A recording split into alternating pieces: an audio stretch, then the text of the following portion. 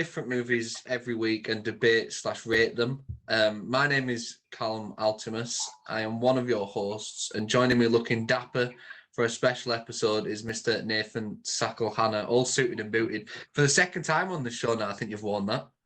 Well, you got to, when the occasion calls for it. When was the last time? Oh, New Year. Was it New Year's? I can't remember. Might have been. I feel like it would have been New Year's Eve. Yeah, maybe. It was something like that. How are you? Not too bad. I think we're both tired for very different reasons. You're tired because you went out and got pissed. I'm tired because I stayed in playing video games. What are you playing? Currently between Helldivers 2, which is fucking amazing, and the new Final Fantasy, because I'm a giant nerd. You can see, like, I have not a fucking clue about either of those games. No, I've been playing video games this week, though. Not a wrestling game, is it? No, I've not. I don't usually play video games too often. Like, I'll play like one of my sports ones every once in a while. But I've been playing the WWE game this week because I got to play that a week early, which was really fucking awesome. I felt so like privileged. And the issue was I got given it last Friday, and it was like, oh, we'll play it and then we'll have the review for Monday. And then I was that busy, I went away for a weekend. So it got to Sunday and I had work at 8 a.m. on Monday, but it got to Sunday night and it was like 2 a.m. and I was still trying different features and then writing about it. I was like, it was fucking hard work in the end, but it was worth it. But yeah, so I played that game. So I've been a gamer this week as well. That's two gamers here. Yep, definitely on the same level. Yeah, absolutely. But yeah, we've got a special episode this week as the day this releases is the Academy Awards, the 96th Academy Awards Day, Sunday, March the 10th. And we decided we wanted to do an episode kind of themed around the Oscars, but taking it down a different route, because obviously you've got your very traditional awards that are going to be handed out at the ceremony, your best actor, your best picture, and it covers a lot of the best films of the year. But there were a lot of films that kind of miss out as well. So we've decided to do our own awards, the CineMatch Podcast Alternative Oscar Awards. I'm not sure if that name will stick. It's a big mouthful. Yeah. We've got some. Do we manage to book some celebrity guests to announce the awards now? Yeah, just me. I've got a Google Author page now. I count. That's true. Yeah. But yeah, so we've got our own awards. Should we run through them first, do you think, or just announce them as we announce the winners? No, whichever you feel best with. I don't know. Well, this makes for heavy entertainment. Yeah, I don't know. Mate, let's sit down. What are you saying? I said, did I just say let's go through them like we normally do? Then you said let's say them all now. We'll go through them as we normally do. Then that's better. We could never be more in sync than normal. I know, yeah. Yeah, we'll go through them as we get to them then. But yeah, it's a special episode. It's the last one for a while as we're taking a break to get life in order and stop being busy all the time. And then we'll be back soon. But yeah, so we're going out with a bang. We're going out with the Oscars, but our own alternative awards. So we might as well get straight into it then. And before we do it, do you like? With yours, did you pick films that are already kind of like big Oscar names, or did you try and? Because I tried to like pick films that you wouldn't typically see at the Oscars. See, some of them I did, but some of them I thought that's one of my favorite performances in that category, so I want to talk about it. It's people that, for the most part, I don't think are going to win Oscars. Yeah, that's fair. Fair. Also, there's a massive difference that you watch all the Oscars films, and I'm sat here watching Godzilla. Yeah, I tell you, I think because the Oscars is tomorrow night. Just to let you guys know, we're recording a day early. What? I'm trying to watch all the Best Picture nominees before it gets to it, and I've still got 2 left. Started to watch that Poor Things, which I think I need to prioritize because obviously that's been nominated in a lot of categories as well. Like Emma Stone's been nominated for Best Actress, so I want to watch that first, and then that Zone of Interest. Yeah. They're the only 2 I need to watch now. I've watched 8 of the 10. Do you have time to do it? Well, unless I put it on in the background whilst I work, then no. That might be what I have to do. I just have to put it on and then occasionally glance up. That's how movies were meant to be watched, I think. On an Apple iPod, original Apple iPod, on a train with shitty headphones. That's how you should watch films. Speaking of which, I go on holiday next weekend. I'm going to Florida for a few weeks, and Can't they've wait just. to bring me back from Star Wars Land. Oh yeah, absolutely. If you say so. That reminds me, I've still got your Christmas present here. Oh well, thanks. It's somewhere. I just remembered because it took ages to get here, didn't it? I remember. And I don't think I've seen that often since, but it's somewhere in here. You know, I don't really think I've seen you other than on a Monday night on a Zoom call for ages. Yeah. Yeah, well, it's around, I think, so maybe I'll get that to you before I go. Who knows? But yeah, or bring it, or just give it when you come. I bought this when I was at Disney. yeah, I could have done. I don't know if it's Disney themed, but whatever. I could have done that actually. I could have got away with that. You probably forgot that there was a Christmas present anyway. But anyway, back to what I was saying. They've just announced what movies they're going to be showing on the plane to Florida. And my whole plan was I'm going to get on this plane because it's a 10-hour flight. And I'm just going to do uni work, and I was going to smash through my uni work.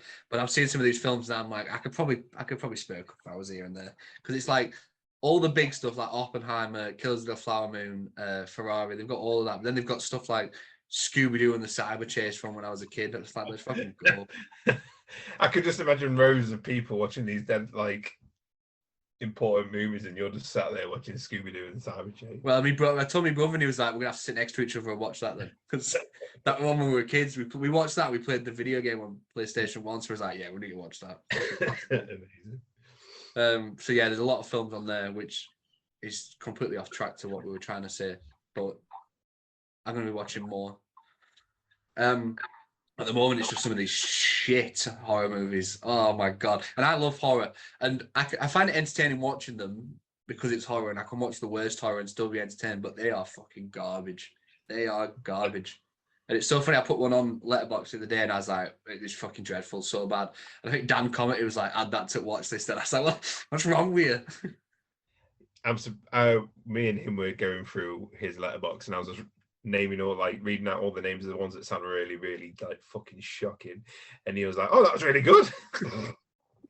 The worst. Yeah, he would think so. The worst. Bless him. Yeah, we'll crack on then. We'll start with. See, I wrote the order down. Well, I said the order. I wrote them down, and then we'll see which one. Oh, my phone accidentally started recording in text what we were just saying. So there's just a large fucking paragraph of text now. At least we can do subtitles. I know, yeah. Accurate ones. So we'll start with the breakthrough performance because that's what we just spoke about before we came on. So the first category we're going to cover, the first one, is the best breakthrough performance. It's not necessarily someone that is making their first appearance, but it's someone that might have been around for a while, but this year, through one performance or more than one, has really like taken that next level in fame, and they've really established themselves as a serious player in movies.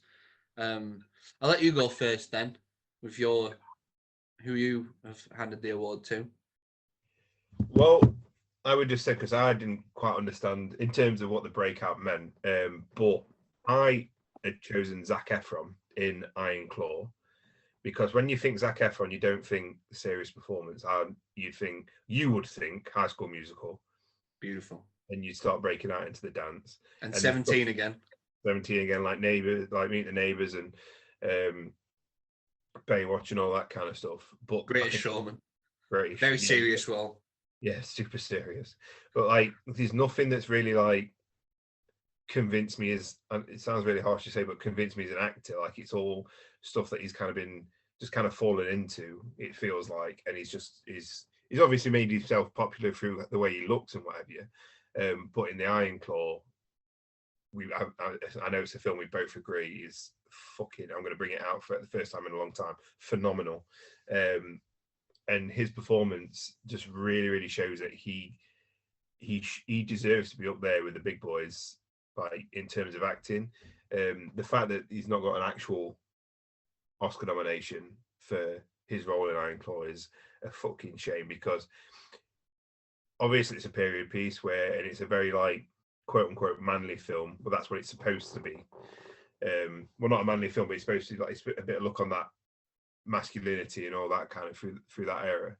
and the way he conveys his emotion, lack of his suppression of emotion, and everything is so subdued. It's so emotional. It's just a really, really strong performance. And that character, without giving too much away, that character goes through fucking hell. He's witnessed hell around him constantly on a day-to-day basis, and it's over the course of the film, you see it chip away at him. You see it chip away at his persona, his masculinity, and his life. And it's just a performance that I think Zac Efron, I would have never, if you would have told me the story of him beforehand, the story of the Von Erichs beforehand, and said, this is the person we're going to get to play him, I would have probably fucking, it's like when people said Robert Pattinson's going to be the next Batman kind of thing. You just go, or Heath Ledger's going to be the Joker. You just kind of go, oh, no, I can't imagine him in that role. But then you watch it and it's just amazing. I mean, the whole cast is. But I know Zac Efron is already a massive star and he's already a household name. But I think that this role elevated him in terms of how people see him as an actor. Yeah, I think it is sort of like a breakthrough in terms of like the work you might be doing going forward, because it is the first time where it's like Zac Efron has made a point to show you how good he is as an actor. It's the first real serious role that I can remember him doing, and he fucking nails it. Like, I love Zac Efron in that movie, so that's a good that is a good pick. My pick is someone that is actually going to be in the Oscars. She's been nominated for an Oscar. Hopefully she wins it. But my breakthrough pick is Lily Gladstone in Killers of the Flower Moon, because I think she's been around for a while. She's made a few movies and TV shows and stuff. But this movie, I feel like it's catapulted her to that sort of like household name status. Like, she's now at the forefront of a lot of conversations about the best movies of the year. Just her performance in general it's been covered like so in depth by so many different people. It's an incredible performance, like so deeply moving. It takes a lot to perform a scene with Leonardo DiCaprio and come out on top, but to do so with Leo and Robert De Niro and still be the one that like captivates the screen, like, it's fucking insane what she was doing in that movie. I think in an ideal world for me, I mean, I can't say this 100% because I've not watched Poor Things yet, but it's between her and Emma Stone for Best Actress, and I'd like her to win for I think it's such an important role, like covering history and what happened to her people in such a brutal manner. I think it's incredible. I'm watching, like, I watched the SAG Awards because they put that on Netflix a few weeks ago, and watching how emotional she got when she won that. It's like, it means so much to her, and like to her people, that she's being rewarded for the representation she's providing the way she has. And I just think that movie is nowhere near as effective if it's anyone else in that role. So hopefully it's going to lead to more mainstream roles for her going forward, I hope. I was going to say, you know, a role's good from a somewhat unknown actress or actor that as soon as that film's released, you start to see news stories of they've been casting this, and they start to like build them. But you see all these stories, and that's what I've kind of seen. A few projects have already started picking her up. Oh, have they? I haven't seen that, but that's good. That's what we want. Yeah, I think that was like last year with Ke Huy Quan, like when he won and he's started being cast in more stuff. That's what I'm hoping for, because she's incredible in this. That's why I think while she was around, she wasn't completely unknown, but to most like casual movie fans, they weren't aware of her. And I feel like a lot more people are now because of what she did. I mean, I'm seeing the film and I'm very aware of her. Yeah. Well, like I said, it's going to be on my plane. I've got a full day off on Sunday, so maybe I'll finally watch it before the Oscars come out. Okay, sure. Well, it's like 3.5 hours long. That's why I said I've got a full day. And it's on my plane. So it's a 10-hour flight. So I might just watch it 2.5 times and I'm there. I don't think you're going to be okay on a 10-hour flight, because I went on it was like 8.5 to New York, and it mentally drained me. When I was on a flight to New York, I watched War for the Planet of the Apes. And when the massive gorilla died from the first movie, I was streaming tears. And I know what you're like when it comes to crying in films, so you're fucked, mate. I know, yeah. I will be emotional. It's really funny actually. I'll be fine on the plane because I've been to Florida a few times and I actually enjoy it. I enjoy because life's so manic, I enjoy those times where it's like, no, you're stuck here, you've got nowhere to go. This is it. And I've had it with planes. I've had it with long, like those National Express coaches up the country. I'm on it for 12 hours, and it's like you can't do anything else. So just focus on what you want to do. Like it's not like I need to be doing this, I need to be doing this, which happens so often because my brain's fucking always whizzing. So I'll be fine with that. But speaking of crying, I was on the bus. This is on the bus, right? Because my bus to uni is like 2 hours, and so I got the bus to uni in the morning the other day. So I set off. The bus was 7:45, and I watched Maestro, the new Bradley Cooper movie on Netflix. That's been nominated for an Oscar. That's where I watched it. I watched that on the bus. There were a couple of moments in there, so I was sat iPad in hand, fucking tears on this bus at like 9:30 in the morning. I was like, this is tragic, even for me. I can just imagine it at all. Yeah, like just people getting on, and I'm just sat there like. It was terrible. But the film wasn't. It was all right. But yeah, I think Lily Gladstone, breakthrough performance of the year for me. And I hope to see more from her. But like you said, if she's being offered, fingers crossed, she will be more active in some more like bigger movies going forward. Next, we'll talk about the best rookie award, which is one that we've decided to create, which is based on actors or actresses under the age of 20, because child acting can be very fucking difficult. Like there's so many movies that are great, and then there'll be a child performance, which is a key role, but it kind of lets it down a little bit because it is hard to find like a really good child actor. So we wanted to not shed some light, but just like recognize great performances from some younger actors this year. I'll go first then, and this is a film I only watched recently, so I'm really glad I watched it before we did this. And it was another movie I watched because it's nominated for Best Picture, and that's Anatomy of a Fall, which, for anyone unaware, is about a German woman living in France who is accused of murdering her husband after he's found dead. It's really good. It's like a courtroom investigation movie, all about the French legal system. It's fucking awesome. But there's a young boy in it who plays the main character's son. He's visually impaired, but he's the one that finds his dad. And throughout the movie, you can see like he's kind of losing trust in his mum because he's allowed to sit in the court and listen to the case, and he's hearing like footage of arguments between his parents, and he's like reassessing who he thought she was, what he thought of their relationship, and he's like coming to realize that things weren't as they were, and like his performance is just insane. He's called, I wrote his name down because he's a French lad. He's called Milo Macedo Grainer, and he's 15 years old now. So he was probably like 13, 14 when they filmed Anatomy of a Fall.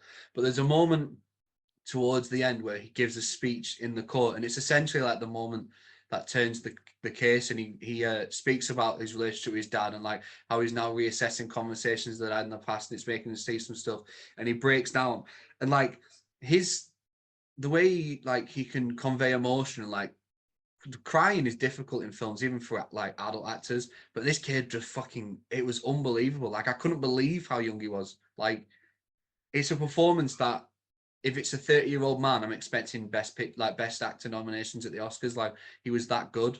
And I only watched it recently, so I'm really glad I did before we did this, because I want he deserves a shout out. So that's Milo Macedo Grainer from Anatomy of a Fall, who I think I went with Best Rookie Award.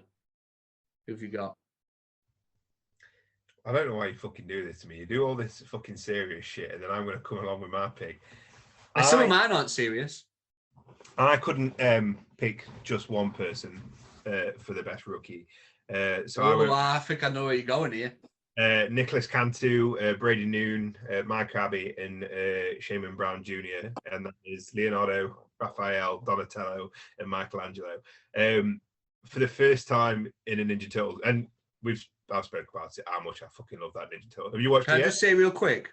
Yeah. That's on the film. That's on the plane as well, so I might actually watch it. Fucking just do it. Yeah, I think I will. It's got John Cena in it. There's something for you there. Yeah. That's all I need. John Cena. It's got Ice Cube playing the bad guy. Don't want what more you need. Yeah, true. I mean, obviously, massive Ninja Turtles fan, so having actual teenagers play the roles of the Ninja Turtles was really refreshing. And like in the film, they are very, very clearly teenagers, like of today's generation, and having those four lads do it felt natural. It didn't feel forced. And I do like past iterations where you've got celebrity voices and whatever, but having these just felt so fresh. You could tell they were enjoying it during like the press tours. You could tell how much they loved it, and the performances themselves are like really, really good as well. I think that they've never been in anything big. This is kind of like the first major roles, so I could have used these for Breakout as well. If everything, I could have just done everything Breakout. Ninja Turtles, everything. And they clearly all, like I say, they're clearly all having fun while they're doing it. I think it's the fact that as you're doing it, you've got like the four typical types of teens. You got the nerdy one, the party one, obviously the personalities of the Ninja Turtles, and they all fit so well. And like it's while they're fighting, like their voice is breaking and like stammering and like not being able to find the words whilst they're in the action and all that, and it feels natural compared to having the celebrity voices before. I just think they're a perfect fit. So a massively different choice to what you kind of went for, but I do think they deserve some recognition because, I mean, as much as I know it's pretty kiddie, but the Ninja Turtles are big shoes to fill, and especially for young actors and actresses going into roles into like big fandoms, like we've spoke about big fandoms and they can be toxic before. It could have gone really wrong, but luckily I believe like they're quite loved in the role, so obviously they did a very, very good job. Yeah, I reserve my judgment for me playing Jenny. Episode we come back, and because we've talked about potentially doing like our least favorite films of all time as like our first episode back. Yeah, one versus one. If that's what we come back and you choose that, I'll fucking go nuts. That would be funny. I'll quit. It's fine. We don't need to carry on. No, I'll be watching that on the plane probably. So I can't really judge too much on the picks, but I've heard good stuff about the performances, and sometimes it is just like important to have kids playing kids, because too often, especially with animated movies, you get like 30-year-old women playing like 11-year-old boys. It's weird. Like it's weird how it works, but my mind was blown when I first saw the voice actress for Ash Ketchum. I don't know who that was. It was like a middle-aged woman at the time. Was it? So that was me when I found out Bart Simpson was a woman. That blew my fucking head off when I was a kid. I couldn't believe it. So we talked about the youngest actors that we want to give awards to. The Rookie Award, anyone under 20. Like I thought when we were coming up with these awards, it's only fair then to talk about the old timers, the veterans, they don't have to be icons like screen icons, but just those older actors that just roll back the years and give a really great performance this year. So we're talking about actors over 65, which I don't want to say is old because my mum isn't too far off, or she'll kill me for saying that's old. But 65 and over for the best veteran award which we want to hand out. This one for me was, I mean, there was only one I could really consider, but I'm interested to see what you went with.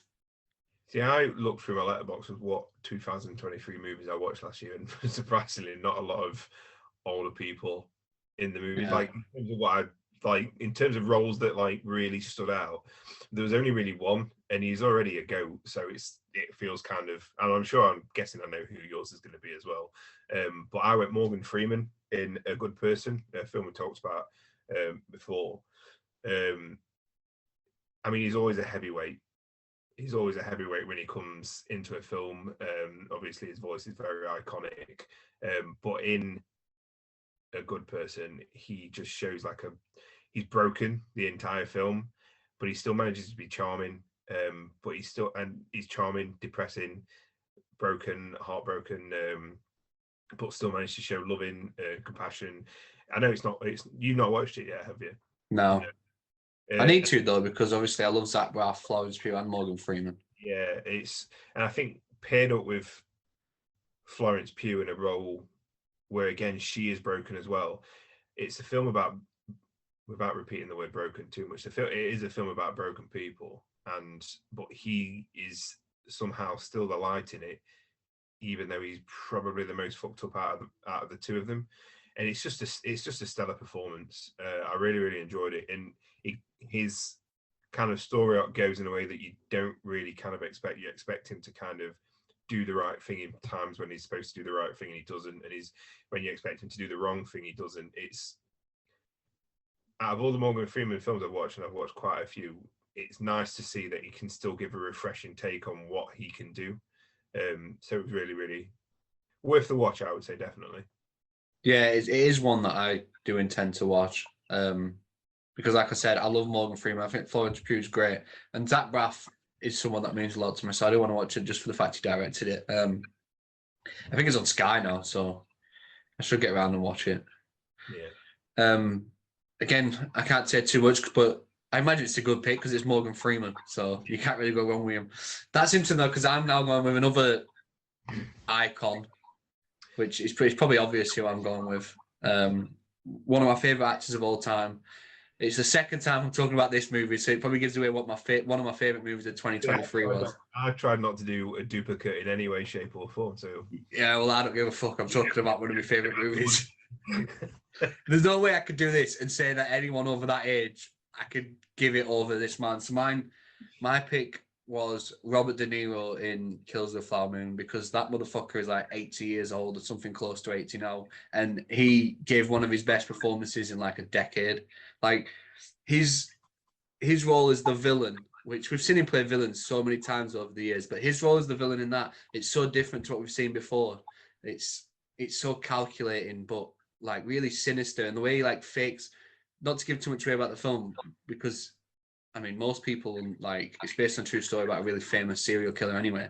But the way he, like, fakes his, like, adoration for this group of people, and he becomes, like, almost like a celebrity in the town for, like, his relationships with everyone. And, like, he's looked at as, like, this cult hero to all these Native American and indigenous people. And to know the sinister role he was playing behind the scenes to bring about their downfall so we can get their land and their money, like, it's such like a terrifying performance from him, and it's not something that we've come to accustomed to see in recent years. Like after maybe the mid 2000s, he's done a lot of these like really terrible comedies, like Bad Grandpa, I think it's called, or Dirty Grandpa, or something like that. He's done so many movies like that, which is just, it's a limit on what he can do. So just watching him come back now and remind everyone, like, he's fucking Robert De Niro, and he is one of the greatest actors of all time, and he can still do this when he's literally almost 80 years old. It's like, it was so impressive, and he's nominated for Best Supporting Actor. He's not going to get it, which is a shame, but he's going up against a couple of big hitters, so I'm not too surprised. But I just think, as an actor, there's been few better, like, ever, and I think it's not one of his best roles of all time, but it's like a really return to form for him this year, I think, and I was just really happy to watch him roll back those years. So I had to give him a shout out, despite the fact it's my second Killers of the Flower Moon nomination. But I'm pretty sure it's my last one. I was really tempted for this best veteran to be like, he's been in the business for over 60 years. He's iconic, and then just start talking about Godzilla. Yeah, you probably could have done, because how many you fucking watched. It's just limiting it to one role. Oh wait, he had that one film last year, didn't he? Yeah. What was that one called? Godzilla. Don't worry, we'll talk about that later. Oh, is it in the list? Is it cool? Of course, he's in the list. I'm not going to go one episode without mentioning Godzilla. We'll move on then to another. It's almost like the rookie one, and this one's the best debut. You haven't got one for this because you haven't seen a film where it's anyone's debut. So that can be an actor's first movie role or a director's first. Like their directorial debut. I've seen a few, and this was hard. There's one that I haven't got, but I wanted to shout it out anyway, and that's Dominic Sessa in The Holdovers, who had never been in a film before. It's a movie it's set at Christmas, about a grumpy teacher who is left to care for one lad at this boarding school when everyone else goes home for Christmas, and he's the one lad that stays behind. He's really, really good in it, and the only reason he was cast was because they were filming at his school. Like, he went to school, then they were filming. And because he was at that school, they let him audition and they cast him over anyone. He'd never done film, never done TV or anything. And he's fucking awesome. So I wanted to give him a shout out, but that's not my pick. Okay, fair enough. My pick is for a director in one of my favourite movies of the year, and that's Celine Song, who directed Past Lives, because it knocked me for six, that movie. Like, it's a movie about like childhood love and like what could have been versus what eventually was.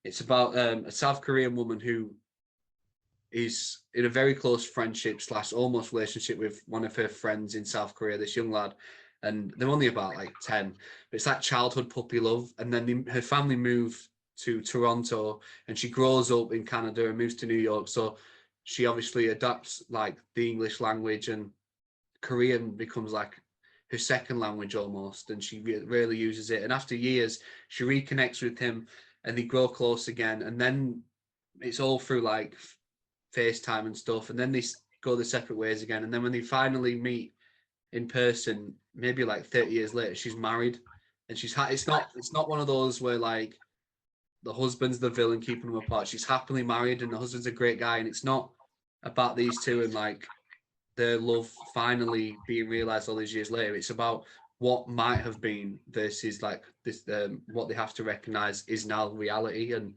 there's no future for them, and he has to recognize that while she's with her husband. But they all meet up, and it's just really fucking moving. Like, it was incredible. Like, I'd heard good stuff about it, so I wanted to watch it for a while, and when I eventually got to it, I was like, somehow this is even better than I expected. And for someone to convey like all those like powerful messages and bring out these sort of performances in a first feature film, I think it's fucking wild. Like, I don't know how you can, and it's nominated for Best Picture, like how you can be your very first like your directorial debut and you get nominated for Best Picture is such a fucking flex.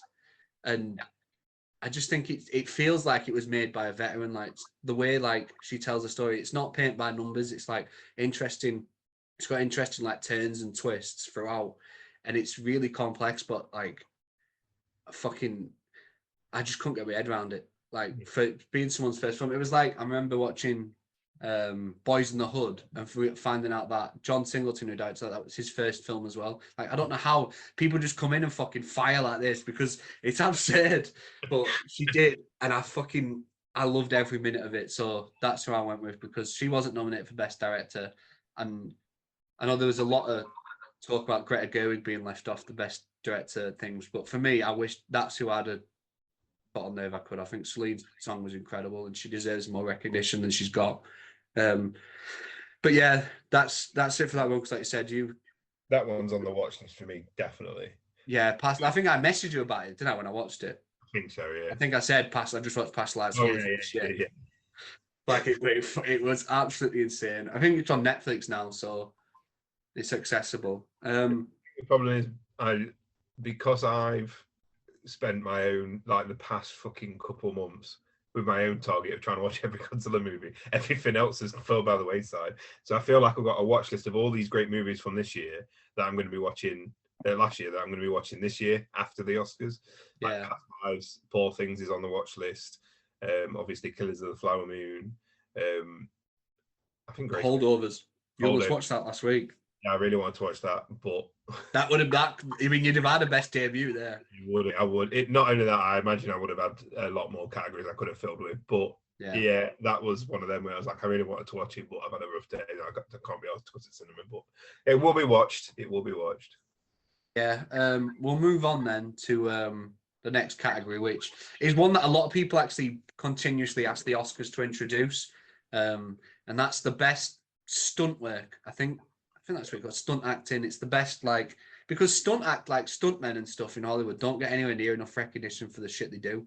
And sometimes pulling off some of these incredible stunts is some of the highlights of these movies. So if the Oscars aren't doing it, we fucking are. We're bringing it in. We're putting our foot down, Oscars. Yeah. This is it. You best take notice.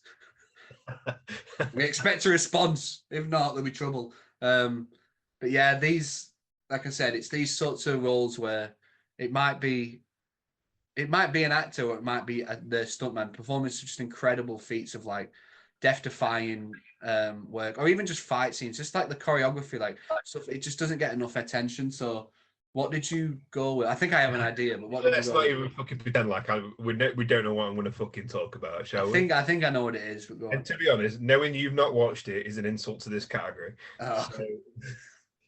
So, Bruce Concepcion, Jeremy Marinas, Dave Camarillo, and Lee Kang, and of course Keanu Reeves in John Wick 4. Like, every John Wick is just a tour de force of stunt work. I mean, Shit we watched. acting.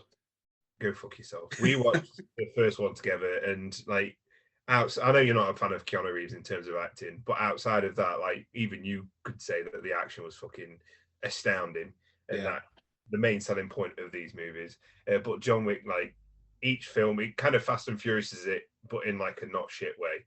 Even though I love Fast and Furious, like every film, it elevates higher and higher in terms of just how fucking crazy can these stunts get. And John Wick 4, they get fucking crazy. There's I don't know how they fucking do it, these four guys. And Keanu Reeves, he does a lot of his own kind of gun work and stuff. But it's just constant all the time. And when just as you're about to take a breather, something else happens. And there's so many like falls and drops and hits and fucking car stunt work and everything. It's I don't know the best way to describe it other than it's fucking balls to the wall constantly. And obviously when you're watching the film, you can't differentiate between the 4 or 5 people that are doing Keanu. Just to clarify, I'm talking about specifically Keanu Reeves' team, even though there's loads more stunt people in that film, probably more stunt people than actors, definitely. But there's a whole sequence underneath the Arc de Triomphe on the roundabout with all the cars, and cars are constantly going whilst they're shooting and being hit. There's a whole section in Japan where a hotel is just overrun with mercenaries trying to get them, and it's just samurai swords and melee weapons. There's a bit that we spoke about in the 2023 episode where it's an overhead shot and it's going from room to room overhead, and there's just all this gunplay going off. There's probably one of the most iconic moments in all of John Wick franchise, including some stairs, which if you've not seen it, you won't understand that. But if you have seen it, you'll know what I'm fucking talking about. It's just phenomenal. In terms of action, John Wick, I don't think anybody does it better than the John Wick franchise. And I know it's a bold statement because there's a lot of action movies out there, but I genuinely think that each one of them beats everything else that's come before it, including the John Wick film before, once this one after's released. And the stunt work in them, it's got to be precise. It's got to be like rigid and fluid at the same time. And yeah, I don't, like, you watched the first one with me, like you can't watch those films and say that there's definitely not a stunt work and action going into it. Like there's a bit where he just jumps out of a fucking window and just lands, and you'd think, oh, that's definitely CG, but it's not. The background might be CG, but the falling and the impact is all real. And that happens in John Wick 4 a lot. There's a bit where there's a massive action sequence, and to get out of it, again, he jumps out of a window, and it's just a massive drop. And you'd think, again, that's CG. It's not. It's full on. So people coming off motorcycles, people falling out of cars, people getting hit. It's all real, and I think that's what I appreciate about it the most. That's what makes it top tier compared to all the other action movies that are out there. That is an interesting pick. I think I had a feeling you'd go John Wick. My pick feels obvious because there's one man. Killers of the Flower. You can't pick Killers of the Flower Moon again. Yeah, it's Leo in Killers of the Flower Moon when he pulls a face. No, my pick is one man that's become synonymous with doing his own stunts, and that's Tom Cruise in Mission Impossible: Dead Reckoning Part 1. Because there's obviously the very, very highly publicized stunts that he pulls off in the movie, and it's different type of stunt work to what you were talking about with the fight scene and stuff. This is more like just individually Tom Cruise. Like there's the moment in, have you seen it? Sorry. Yeah, of course I have. Yeah. So there's a moment when he's in the car with Haley Atwell, and the stuff with the car when they're like spinning around in the car chase, I think is brilliant. The stuff with the train at the very end is brilliant. The scenes in Venice when he's running through the alleys and he's fighting in those little alleys, the fight choreography there is incredible. But it's hard to talk about without bringing up the one specific scene, which everyone knew going in, and it's just going off that fucking cliff on that motorbike and just falling, like free falling all that way before he pulls out the parachute. Like knowing that is Tom Cruise doing that, like I can't talk about stunt work without talking about the fact that this guy is probably one of the biggest movie stars of all time, and he's willing to do it all himself. Like it's fucking insane. Like, was it one of them? a few years ago. Maybe it was Fallout when he does the halo jump in the sky. Yeah. What the fucking hell's wrong with him? First of all, like he's put his life on the line. Like it's incredible. Like I don't think anyone does it like Tom Cruise, and I'm excited to see what he gets up to in Dead Reckoning Part 2, which I think isn't. I think they scrap part that. No, it's I think not called that anymore. Can't wait I for think it. it's something. Did you see he was filming it in Derbyshire this week? Was He was it? in Bakewell this week. Amazing. I know. Fucking Eleanor told me. I was like, fuck. Apparently Well, he's going to some restaurant. You say, well, that's where like was it not the Peak District where he filmed the train bits? So Yeah. So probably we're obviously back on that, I think. But he went into some restaurant in Bakewell, and everyone was like, "What the fuck is Tom Cruise?" That'd have been surreal. But yeah, he just walking through Bakewell, just getting yourself a little tart, and then Tom Cruise. it'd be fucking weird, wouldn't it? I'd love to chat. I'd love to just pick his brains about movies. I bet he's like, you wouldn't. You would literally look him in the eye and you go, "What the fuck is wrong with you?" no, I wouldn't even speak to him. I'd be like, I'm gonna avoid that motherfucker.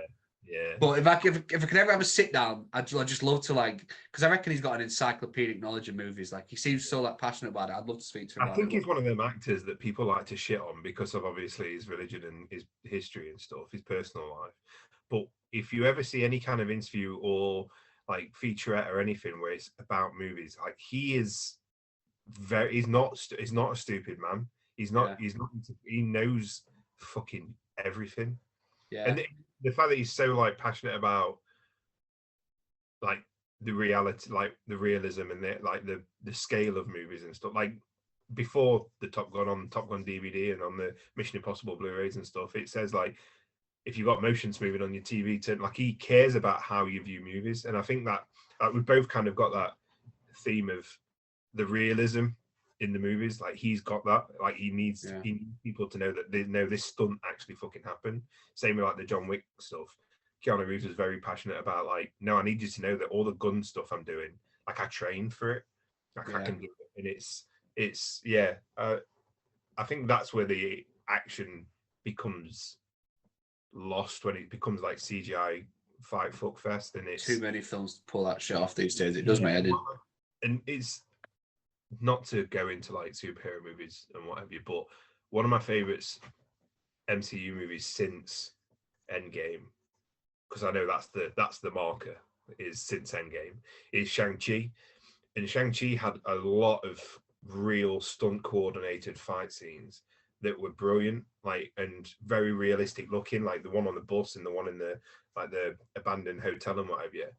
And then it ends on a big CGI fight fest, and you just like, it's disappointing. You build up your film to have this like really good grounded combat, and then you just ruin it by. And Mission Impossible or John Wick doesn't do that. Yeah, I agree that the ending of Shang-Chi was disappointing compared to what we were like promised throughout the film. The stuff on the scaffolding was incredible. Yeah, I mean, I love a giant fucking dragon, don't get me wrong, but don't also then get rid of the stuff that makes your film unique. Yeah. I think like bringing it back to what you said about Tom Cruise and like how there's this persona of him about why people don't like him and shit on him. I was one of them. I didn't watch any Tom Cruise movies like ever. And I always thought I didn't like him. I thought I don't like him as an actor because of stuff I'd heard. And then I watched Top Gun Maverick. And since then, I've watched so many Tom Cruise movies. I actually think he is legit one of the best actors. And that's been lost through his stuff in action movies. Like he's great in Mission Impossible. And all the stunts he do is incredible. But because he's always playing the same character, and it is more about the stunts than it is his actual performance, it is lost how good an actor he is. But apparently he's been linked with a new Tarantino movie. So I've heard that. I can't wait for serious Tom Cruise again. Like, fucking bring it on. Let's go. That's what I want. I genuinely think Tarantino and Tom Cruise are going to give us something fucking special. I hope so. That Tarantino's last movie. Excited. I'm so excited but upset at the same time. But yeah, that's my love on Tom Cruise. I think he's incredible in that. I mean, he's incredible in all the Mission Impossible movies. All the stunts he's done over the years. It's insane. But Dead Reckoning, I wanted to give it some love because I thought it was an incredible movie, but that's not one that's been even entertaining the conversation of any major awards this year for anything. So I wanted to give it a shout.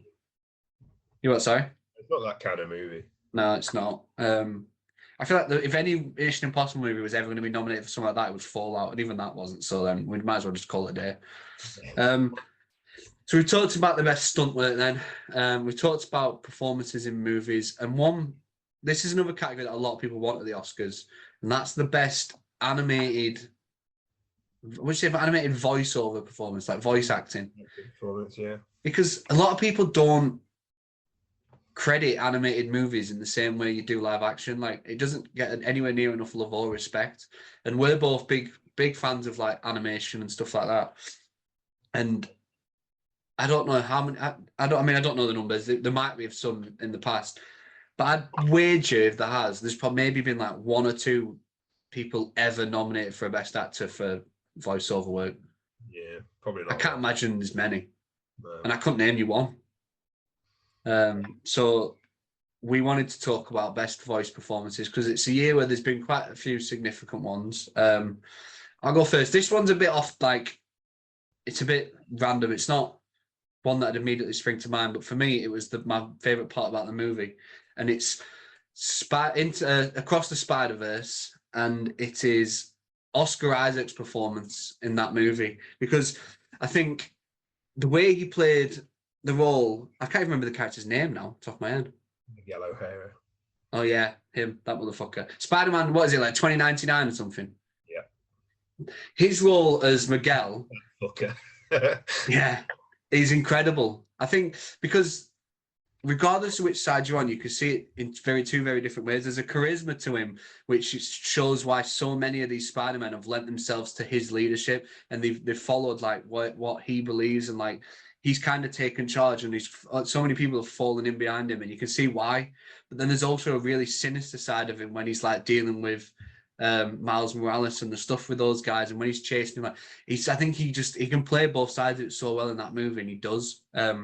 I fucking love Oscar Isaac in general. Like, I think he's one of the most underrated actors around these days. I love him like in almost everything he does. But him as Miguel, I just think it's hard. It was important that they nailed that role because it had to be someone that could carry like the gravitas of what Spider-Man went through in his life, which has led him to really this like point of view of life and the way he's like taken charge and how he views everything.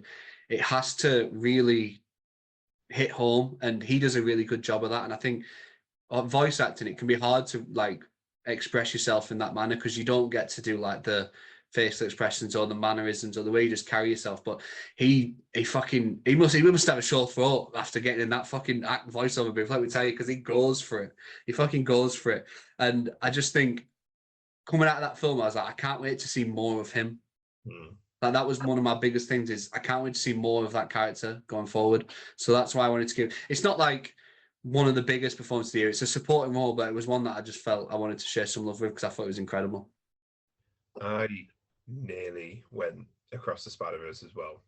And I nearly went Daniel Kaluuya as oh yeah, because that role, like as he's like an anarchist. He's the devil's advocate voice. He's the one that pushes Miles to go against the grain, and he has so much fun with it. And it's a character that people already liked, but now I think it's going to be one of those where kind of like Gwen Stacy and stuff like that, where that character now in the comics and everything is going to elevate, and you're going to see a lot more of him. But this is my very unserious pick. But I'm not going to talk about voice actor of the year and not fucking give it to Jack Black as Bowser. You can go fuck yourself. Like, everybody had very mixed reactions to the voice cast of the Super Mario movie. Obviously, Chris Pratt being the one that people are very much against. I think he did a fantastic job, but whatever. But my love for Jack Black is unreal, and having him play one of the most iconic video game villains of all time, pull it off, make it menacing, funny, and heartbreaking and lovely, and all that kind of stuff, and have him obviously bring out Peaches, one of the most, I would say, more iconic than I'm Just Ken, but whatever. Now, one of the most iconic animated film songs as well. Again, it's just another voice. I would have put the Ninja Turtles in here had I not wanted to repeat myself, and I didn't. But it's just such a fun role. You can see why they cast him. He again has so much fun. He's not a stranger to voice acting with stuff like Kung Fu Panda, but I think now I can't see Bowser without picturing Jack Black's voice, and he had, like I say, he just has so much fun with it. I think he really like ties the film together and really brings it all, like lends credibility to all the other celebrity voice actors, which felt like stunt casting. And Jack Black, I think, is up there with one of the, like, in terms of actors, that somebody whose voice is so unique and iconic that you can probably put it in most roles and you can just buy into it because you can tell he's got a love for it. So not as serious, again, not as serious as your answer, but you ain't fucking telling me that you didn't watch the Mario movie and absolute fucking love Bowser in it. Go fuck yourself. I actually, I really liked. I wasn't that big a fan of the Super Mario movie. Like, I thought it was fine, but I wasn't like a huge fan of it. But I thought Jack Black was fantastic, and I'm not really that big a Jack Black fan. I'm the opposite. Like, it has to be a really good role for me to like him. Too many times, especially live action, his facial expressions drive me fucking nuts. Like, have you ever seen The Holiday? Yes, I have. He's awful. No, Kate Winslet deserves better. We've talked about this. Oh, fuck no. Grace is gonna kill you. No, not about him in that film. Like, how does Cameron Diaz get Jude Law and Kate Winslet has to fucking settle with Jack Black? Like, fucking ruthless. Grace would say she's not settling, that's the best choice of the film. Like, no chance. I'd rather have old Arthur. I'm sure we had this argument in the Christmas episode as well. Probably. I'd rather have crusty old Arthur, bless him. In Mario, I also like that they kind of play him up as the villain, and then once you've got him alone, he starts singing the song and he kind of twists it almost immediately. I really love it. But yeah, it's a take that you wouldn't expect on Bowser, but it's one that works, I think, especially now. So yeah, that's a good pick. I like that performance. Like I said, I'm not a big fan of Jack Black. It's very rare that I really like what he does, but I did in that movie. It's probably the best thing about it for me. I love what you said, like, my serious pick, which was a Spider-Man movie. Yeah, but like you're talking about how like he conveys the leadership and the darkness and all this, and yeah, I'm like, true. And mine's like, he fucking sings Peaches. Yeah, that's true.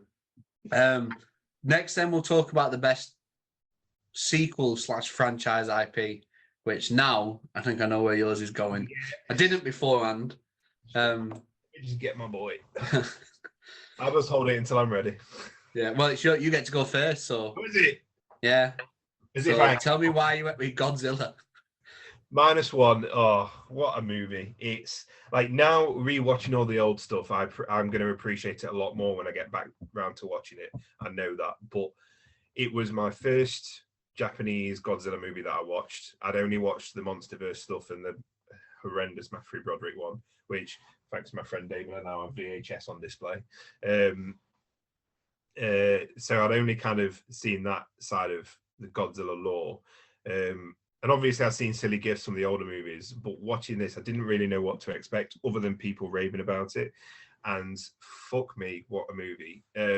I knew going in historically that the human side of the story is something that fans don't really like about Godzilla, the old Godzilla movies.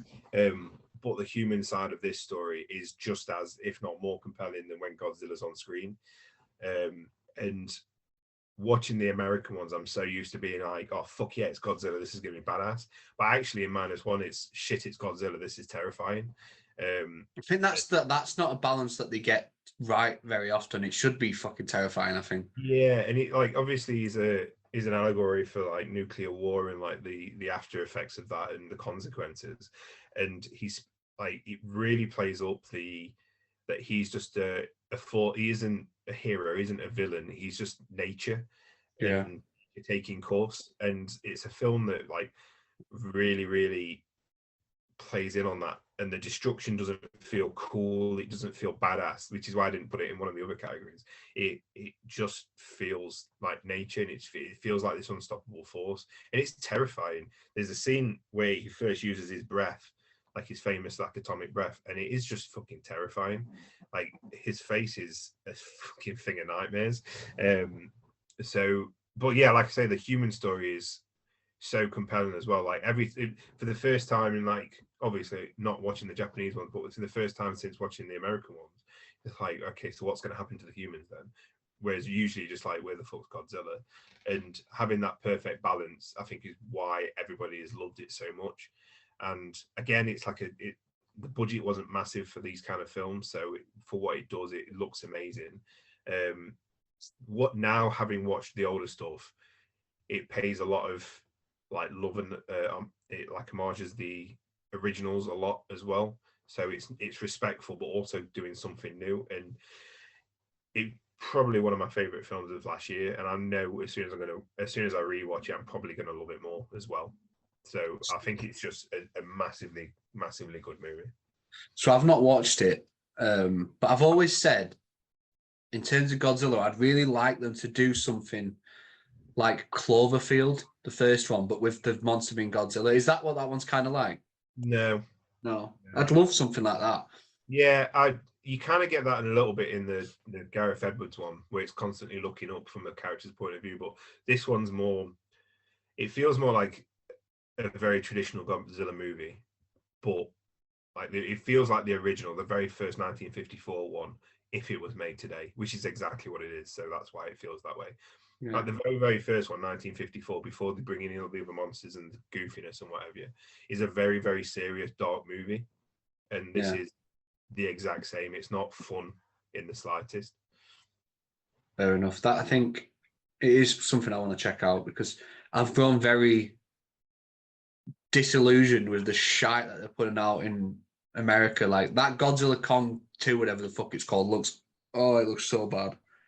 You got to have balance. Like -1's a serious one, but I also want to see giant fucking monkeys fight giant fucking lizards. It just looks shit. And I wasn't even that big a fan of Godzilla vs. Kong the first time, because we watched that together, I think, the first time I ever watched it. And I thought that was pants. Me and you have very different tastes. Yeah, we do, which is why it's time to talk about my favourite sequel/franchise IP. And this is a movie that, like you said, we've got very different tastes. I'm not sure you've watched it, but that's Evil Dead Rise. Yeah. Have you watched it? What a fucking movie. Yeah, well, you said you don't really like horror, so I wasn't too sure. Yeah, but there's exceptions. We've talked about this in the horror. Like, there's some films that I just fucking there's an exception, and I will love with all of my soul. Evil Dead being one of them. Yeah, and Evil Dead Rise is fucking epic. It's so gory, it's so terrifying, it's so sinister, and that's everything I want in a horror movie. Like some of the stuff they do in that with like people chewing on glass, which is my biggest cringe ever. Like that is, I could watch so many horrific acts being carried out in these movies, but that one I'm always like, I can't even look. Like it makes me feel sick. The cheese grated to the leg, like there's just some unbelievably disgusting things. Like it's so gruesome, it's pure like gore, it's body horror, and I love every bit of it. Like changing the setting from a cabin in the woods, like the majority of the Evil Dead movies have been, and putting it in this this city and in this apartment building during like a blackout. And it just, I don't know if going in I thought it would have worked, but it worked so effectively. Like it was so fucking good, and the environment was terrifying. Having them like the shots through the I don't know what they're called, the eye hole, is it? Whatever the fuck they are called on the door. Having the shot through that where she's outside looking, it was fucking so well done. I loved it. I fucking loved it so much. And I love I love any kind of horror, but I love those horror movies where it's like just sit back and just watch carnage for an hour and a half, and you'll probably feel different when you finished it. You'll have changed somehow, but it'll be worth it. And that's what Evil Dead Rise did. I thought it was fucking class. I wanted to shout out something like Guardians 3, which I thought was fantastic. Yeah. But Evil Dead Rise, it's fine. Yeah, Evil Dead Rise. Yeah, glorious fuck. It's one of my favorite openings as well. Yeah, the stuff, because that's the opening is where you expect the many Evil Dead films to be. It's the lake house. It's in the middle of nowhere, and then it takes us back to this apartment building. That's fucking sick. I loved it. And one of the, like, as part of the opening, has one of the best title cards when she's fucking raised out of the water and it just fucking bams up. I also love what they do with the characters, because they give characters like these layers. Like the kids, it felt like we'd known too much about them that they were indispensable, but then they still brutally fucking murdered them. Like you don't see that often in horror movies, especially. I think one of the main characters was trans, and you think, okay, you get stuff like that, you're like, right, that person's safe, and then it's like, oh wait, no, they're fucking not. Yeah. And it's like the other main girl who seems to be playing a really important role, and then all of a sudden she's chewing glass, and it's like, oh shit, I thought she was like untouchable, but obviously not. Like, I just think it really like defies like your expectations. It plays with your mind, and it just most of it I didn't see coming, and I was like, this is what horror should be, man. It's fucking so fun. So yeah, I had to go Evil Dead Rise. One of my favorite sequels of the year. Next, then we've got the best adaptation or adaptation, should I say, which is what you recommended, and that's something that's based. And I don't know why I did, because I then struggled to think of an answer. It's something that's based on a certain source material, and well, obviously they have the best adapted scripts at the Oscars, which is somewhat similar.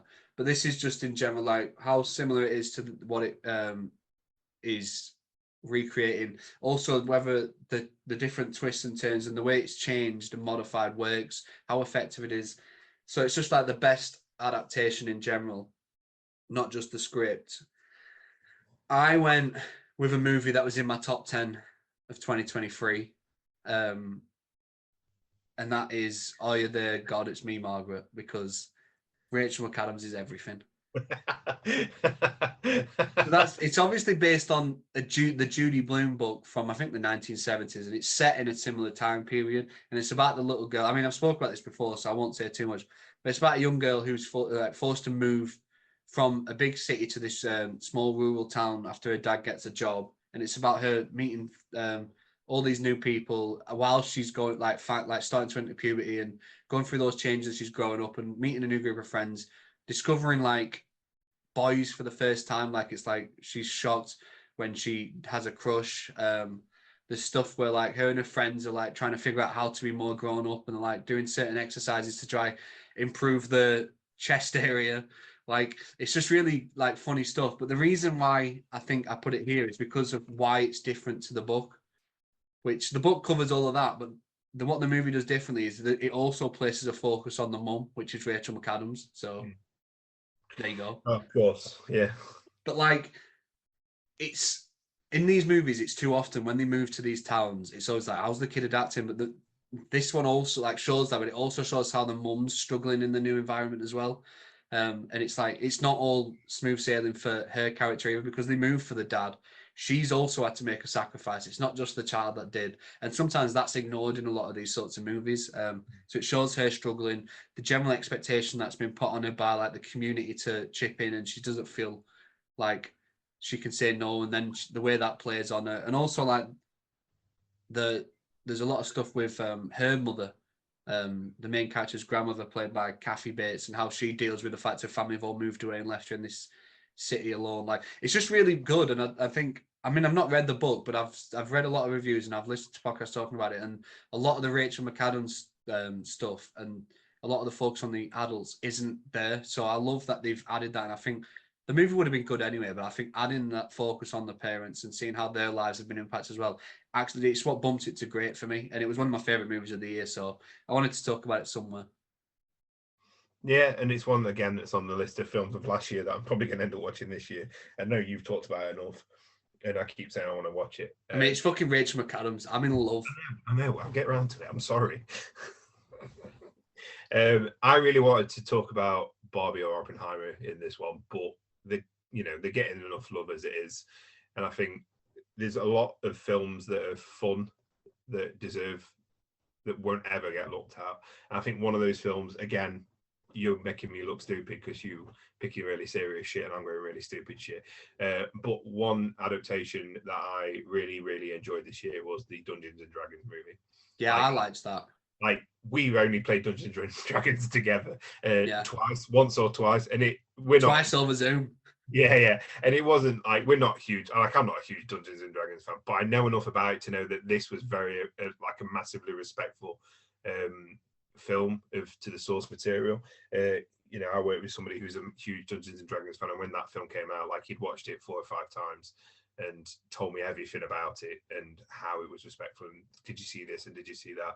Like, no, because I don't know Dungeons and Dragons, but it's very like. But then looking into it, like knowing that it was like the people who made it obviously have a love for it, and it was such a fun movie. It was like the fantasy Guardians of the Galaxy almost, and seeing all like the gelatinous cube and like the different kind of species and how magic is done, and like dragons aren't just like these big strong things, they're like fat little things that are protecting the hordes, and all the stuff that I know from the books and like the guidebooks and the games and stuff are there. And there's a lot of world building in the film of stuff in the background that, as a casual viewer like myself, like, oh, I kind of know who that is, or not even knowing it at all. But for the fans being like, oh shit, that's that. Oh shit, that's that.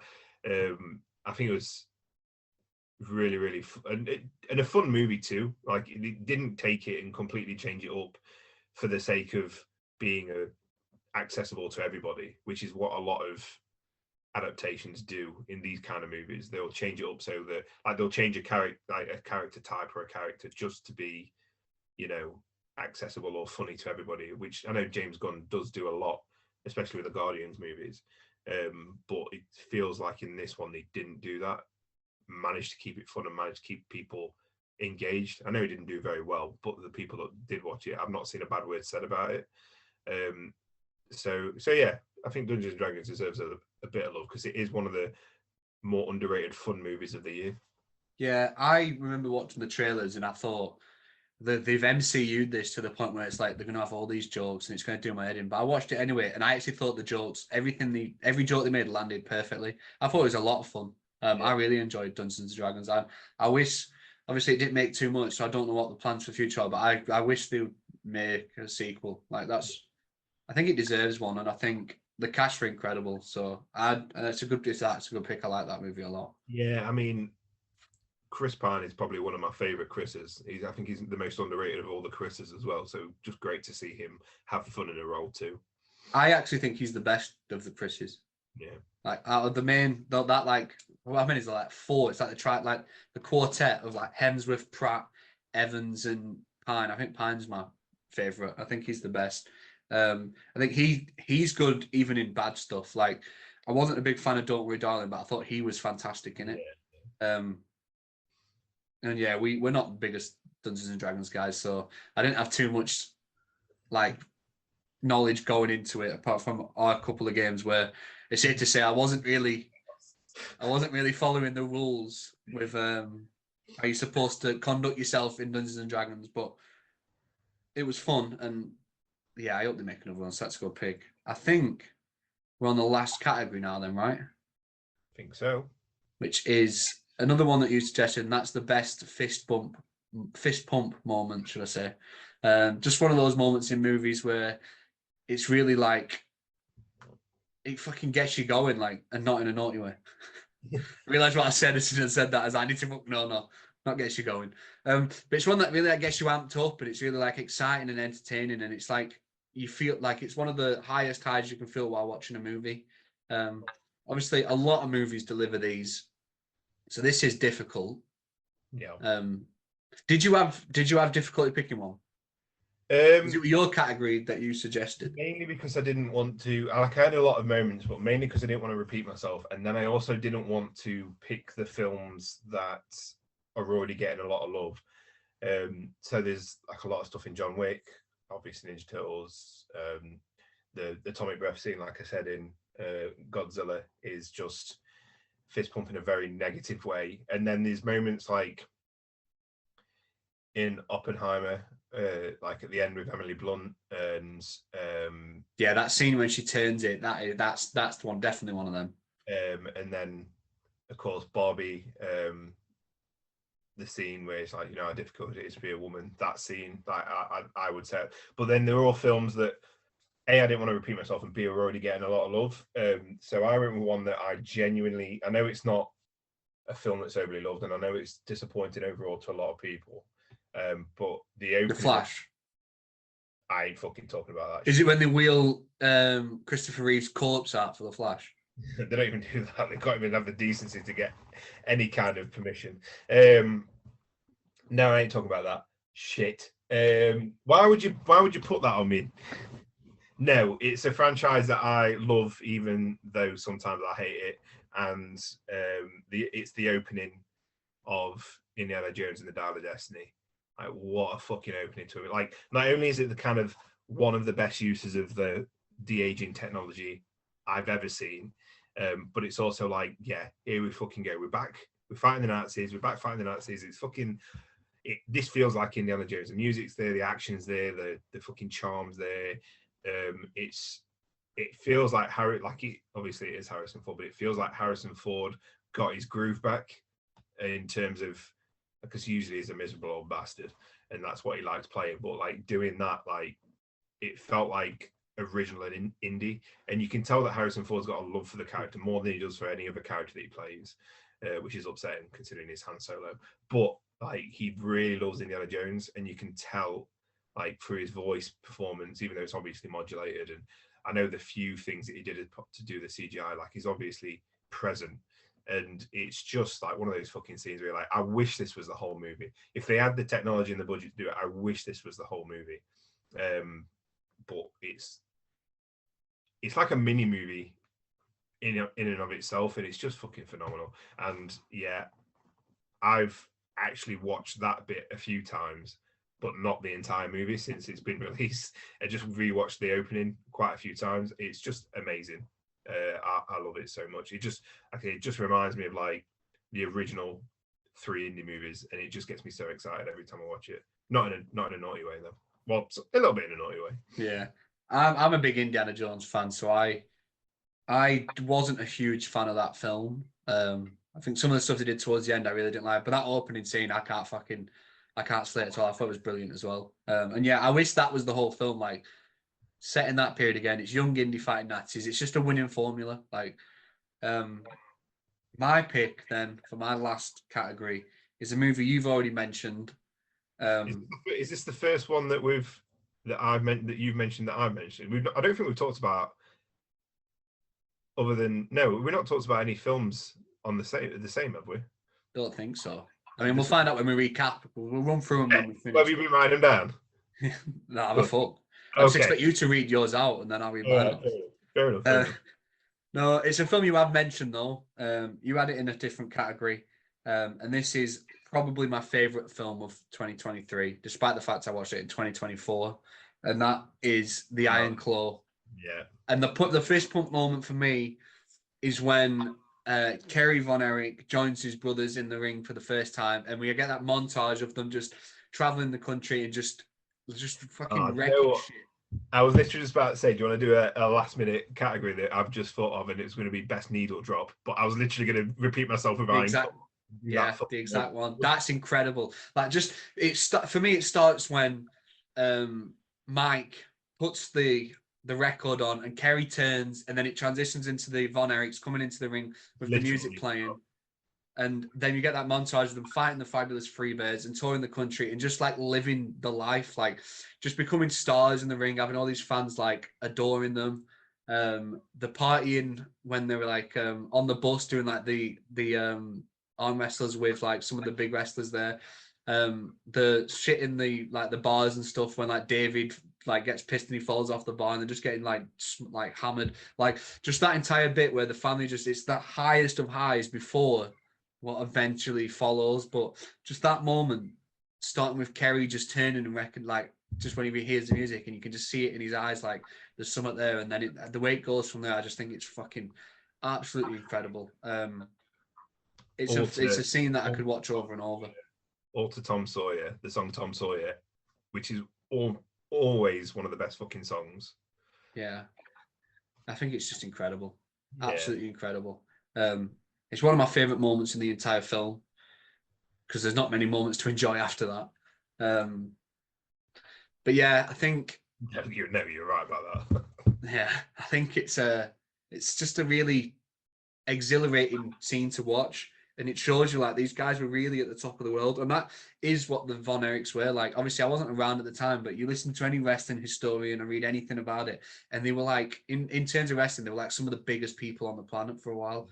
And obviously what happened afterwards is tragic, but for that time they were probably as content as anyone can be, and it captures that wonderfully, I think, and it's just awesome to watch. Yeah, I think because I didn't know the story going in, if I hadn't if you'd have just said watch it, just watch it and not said like, you're going to be fucking broken like you did. And then our friend Josh, who was like, it fucking broke me just before I watched it. I probably would have watched that scene and go, we fucking go. We're in for some fucking big shit now. Yeah.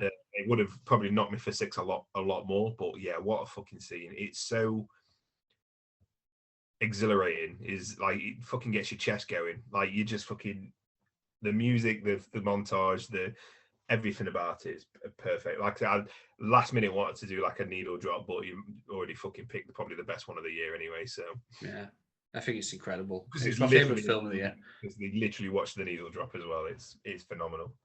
Those guys not getting nominated for anything, Yeah, not a single category, is an absolute outrage. But yeah, it's my favorite film of 2024. So I had to get it in some category, and this one felt perfect, I think.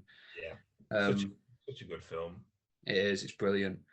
So that's it then. That brings our categories to an end. The CineMatch, I can't remember the name I gave at the beginning. The CineMatch Alternative Oscars Awards is wrapped. We've got our awards. We'll run through then what we have. So I think I've got mine written down. Although some of them I think I changed on the fly going through it. Okay. So starting with Breakthrough, I had Lily Gladstone in Kills of the Flower Moon. Zac Efron, got a minor star. Yeah, in The Iron Claw. Someone who no one was really aware of heading into it. No. In the best rookie, I had Milo Mikado Grainer in Anatomy of a Fall. Nicholas Cantu, Bradley Noon, Mike Abbey, and Sherman Brown Jr. as the Ninja Turtles. Yeah, I can't believe, by the way, this kid I've got. Doing it like this is really highlighting how serious you take it. Unserious I don't. Hey, some of them I have, but some of them I haven't. Like fucking Evil Dead Rise wasn't that serious. Yeah, true. Best veteran, Big Bobby D in Kills of the Flower Moon again, my goat. And Danny Morgan Freeman. Yeah. Debut, I had Celine Song directing Past Lives. I thought it was incredible. You didn't have one. Best stunt work, I had. You are? I got no taste. No. Best stunt work, I had Mr. Cruz flying off that fucking hill, essentially on his motorbike and parachuting down. I had the John Wick stunt team, specifically Keanu Reeves stunt team of Bruce Conception, Jeremy Marinas, Dave Camarillo, and Lee Kang. Best animated voice actor, like voice performance, I had Oscar Isaac as Miguel O'Hara in Spider-Verse. Jack Black as Bowser. Best adaptation, I had Oh There God It's Me Margaret for the decision to include more of Rachel McAdams' character. Yes, and I rolled over Dungeons and Dragons. Best fist bump, the final one, I had the scene when the Von Erichs fuck shit up and become huge. And I had Indiana Jones fucking acting like a boss. Yeah, some good stuff there. Some very good winners, I'd say. Very deserving winners. Yeah, the awards are in the mail. I tell you what, I might give them these ones. Which one was that? What did I give you? Funniest? Best journalist. Oh, best journalist, yeah. Yeah. The funniest ones it's over there. You need to put. You've got a space here underneath the Back to the Future. You need to put it up there, and then I can every week when we come back, I'll just get it up and be like, "Yo, John, can you remember when?" What, the best funniest one? The funniest staff member award. This band by here. That's the one. Yeah, that nailed there. Yeah. You did. Actually, it would work because it's very film based. Yeah, there you go. Funniest team member. Not that you can read that because it's backwards. Very well deserved. I tell you what, because we've done it now. One random question I've got for you, because I know you haven't watched too many of the best pictures at the Oscars, so I won't ask you to make any predictions. I'm uncultured, you're right. Yeah. But if you could add any You're not supposed movie, to make fucking softly. Yeah. Yeah, that's it. We'll move on. If you can add any nominee to any category, do you have one? If there was anything you could nominate. I don't actually know who's got best picture, like who's in best picture, but I'm just going to have a quick look. Why? While I'm looking, I assume you have some. Yeah, I've got one that I only thought of it a minute ago, which is why I decided to ask, and it's for the best original song. Okay. I'd add. Do you know in The Iron Claw when they Oh, go to Mike's gig yeah. and he performs that song, and then it plays at the end. And I've listened to that song so many fucking times since, and it's called "Wanna Live Forever." I can't remember the name of the group that performed it. Which is stupid because I've listened to it on Spotify like 100 times since I watched the movie. Yeah. But I don't know how that hasn't been nominated for a best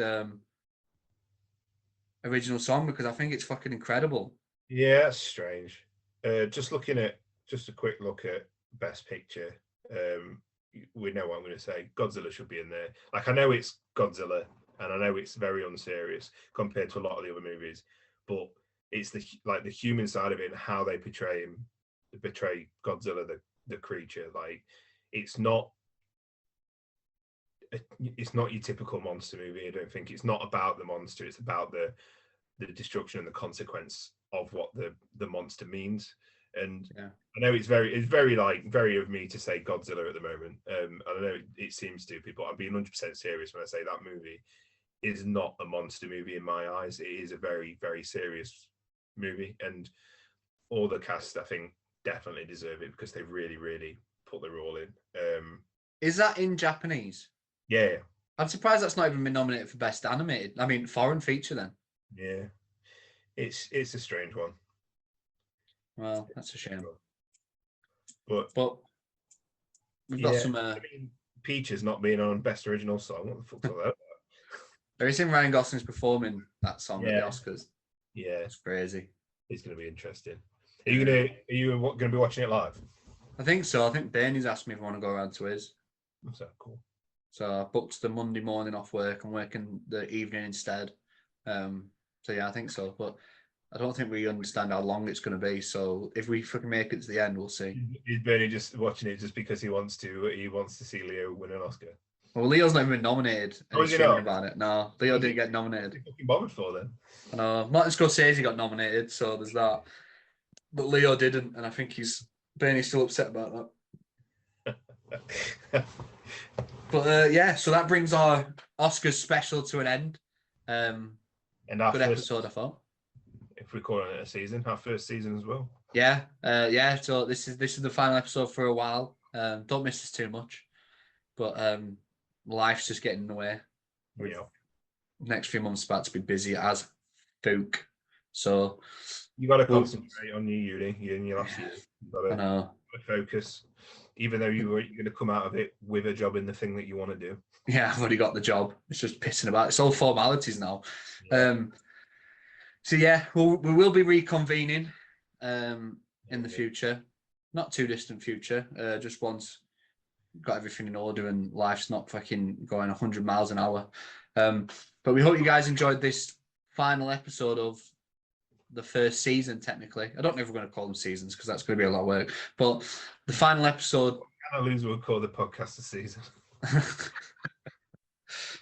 But it's the final episode of this first run, and I think the Oscars was a good time to jump off anyway. It's the end of like the awards race.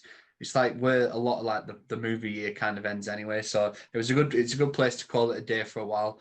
But we will be back soon. So if you guys enjoyed this, feel free to subscribe to the channel on YouTube if you are watching. If you're listening on any of the podcast services, then feel free to subscribe to the channel on there, as well as leaving a nice review. Our details are underneath if you want to see what we get up to while we're not around, because it's going to be a few months, I think, or at least a couple of months.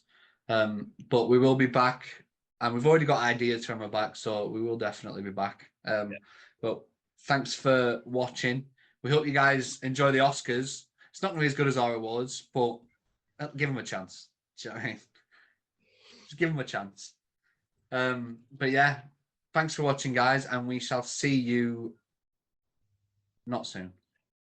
But soon, but not soon. Not too soon. Yeah. Not too long, but not too soon. We'll see you when we see you. Next time you see me, I'll have watched every Godzilla movie, probably. And I'll be completely grey by then. Oh, don't. You can't see them on these cameras, but I am gone full. Like, these are proper grey now. Oh, are they? Proper coming through. Fucking rough, innit? I'm worried to get a haircut because they are going to come back thicker and stronger, I bet you. Yeah, that's what happens with mine. Mine's usually on the top, which you can't see now, but It used to go when I had my haircut, and now they're still there when I get it cut. You know, the difference is, Cal, I'm 10 years older than you. You shouldn't be getting the greys like I do. And I like to say you're old, but you're not 10 years old, are you? How old are oh, right. No, you are. How old are you? 28. Oh, no, you're not. I'm okay. I don't know for some reason I thought you were 25. I'll take that. I wish I was. I wish I was. Fair enough. But yeah, that brings us this to an end then, guys. We shall see you in the future. And we hope you enjoyed this final episode for now. And we hope you're still here when we get back. Hopefully. Peace out. See you soon.